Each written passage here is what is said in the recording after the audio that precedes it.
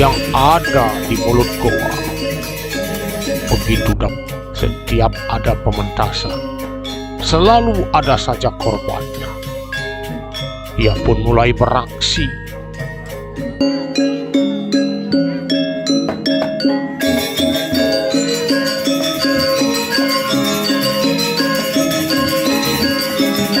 Lalu nonton di sini saja ya. Ada cerita menarik dan beranimasi. Sangat up to date. Ayo saksikan, jangan kemana-mana. Setiap pementasan tari renjang di Pura Gunung Lebah, seperti apakah ceritanya? Dari mulut ke mulut tersebar berita bahwa zaman dulu kala, setiap pementasan tari renjang, selalu salah satu penarinya hilang. Hal ini menjadi pertanyaan besar, hingga pada suatu hari dicarilah penyebabnya. Seorang petani mengendap-endap mengintip, apa sebenarnya yang terjadi sebagai penyebab hilangnya penari itu? Ditemukanlah raksasa. Raksasa itu mencuri salah satu penari paling belakang, dilarikan ke sebuah goa. Goa itu penuh dengan tulang belulang atau tengkorak. Kisah zaman dulu di Ubud. Ayo, saksikan cerita selengkapnya dalam bentuk animasi. Ketika tari rejang sedang dimainkan, hal ini sudah lazim oleh raksasa. Didengarlah detabuhan itu.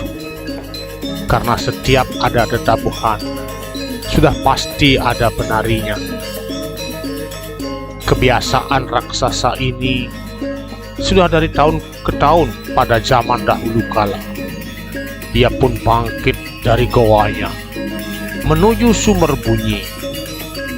Tak satu pun yang mampu melihat, terkecuali orang-orang tertentu yang memiliki kelebihan, yang mampu melihat raksasa itu yang akan mencuri penari rejang yang sedang berlaga.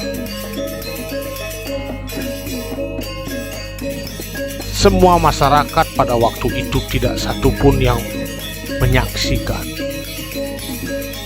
apa yang telah dilakukan raksasa. Karena pada waktu itu di seputaran pura kayu masih lebat. Penduduk tidak seperti sekarang, hanya beberapa. Sehingga semakin sempurnalah penyamaran raksasa itu. Telinga raksasa itu semakin gatal saja, dan selalu ingin cepat-cepat sampai di tujuannya. Ketika gamelan sedang memuncak, para penonton sedang asyik menyaksikan tari rejang. Raksasa pun mulai beraksi. Ia rupanya sudah menyiapkan diri terlebih dahulu dan sudah tahu dari tahun ke tahun bagaimana cara agar penari itu bisa ia tangkap. Benar, inilah goa raksasa yang sudah banyak memakan korban. Raksasa ini memang bengis. Setiap ada pementasan, selalu ada saja korbannya. Ia pun mulai beraksi. Mulai dari depan goa, menelusuri hutan lebat. Karena anggap sajalah pada waktu itu kayu-kayu masih besar.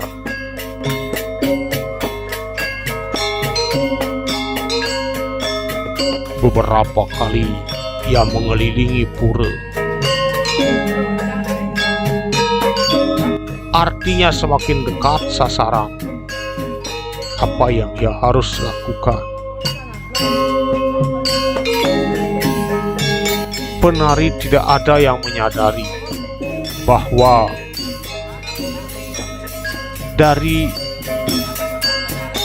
teman yang dia ajak menari bakalan menjadi santapan raksasa. Iya, betul saja. Baru saja diambil begitu saja secepat kilat. raksasa sudah membawanya pergi ke sarangnya. Suasana pun semakin gelap.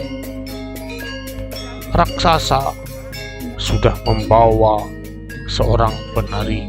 Penari rupanya tidak bisa berbuat banyak karena dia adalah makhluk lemah. Dilarikanlah oleh raksasa itu melewati perkampungan, terkadang juga sawah. Dilihatlah oleh petani bahwa raksasa itu sedang beraksi, karena selama ini petani juga tahu dan mendengar di pura ini selalu ada korban yang dicurigai adalah raksasa.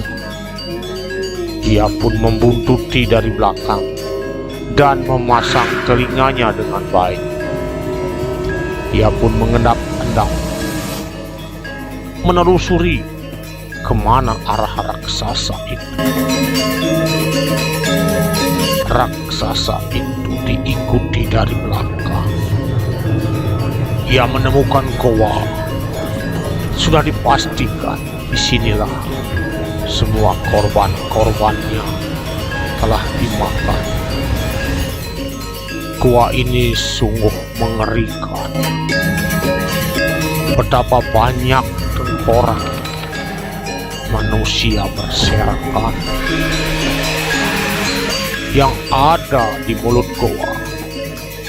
Begitu dapat mangsa, raksasa pun masuk, dan tak satu pun ada orang yang akan tahu, karena di dalam goa yang melakukan apa saja. Penari sudah tidak bisa berbuat apa. Dia sudah pasrah karena sudah menjadi santapan. Marahlah petani dan menemukan di mana raksasa ini bersembunyi. Dia pun membawa cangkulnya. Dia berusaha, sangat licin sekali raksasa ini, karena dia sudah biasa menghadapi manusia. Tetapi rupanya petani tidak mau kalah. Dia akan mengambil strategi yang jitu. Dimain-mainkanlah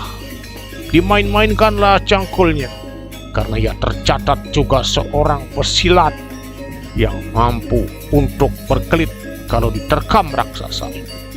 Ia utamakan senjatanya berupa cangkul. Cangkulnya sangat sakti. Suatu saat raksasa ini pasti akan kena pada sasaran. Walaupun berapa kali telah berkelit, tetapi tidak merubah keputusan dan tidak menyebabkan manusia petani ini putus asa. Raksasa pun semakin kewalahan menerima serangan dari petani, karena petani juga sangat kesal dengan perlakuan raksasa ini. Pertarungan pun dilanjutkan. Akhirnya raksasa ini tepat di lehernya mengenai cangkul petani itu.